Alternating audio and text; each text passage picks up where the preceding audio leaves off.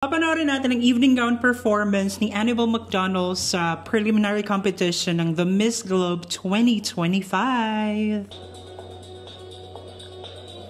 So there she goes. I think all the ladies, all the candidates wore all red as per the branding ng color brand ng The Miss Globe.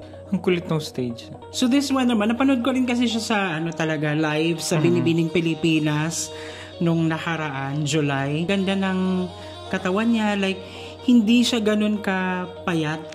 Pero bagay talaga yung katawan niya, yung build niya sa height niya kasi ang tangkad niya. Really, oo. Which is na-accentuate o kumbaga na ma-magnify din pag when it comes to evening gown. Yes, that's what I mean. Like, kumbaga, nabibigyan niya ng justice, na execute niya ng maayos yung kanyang kasuotan.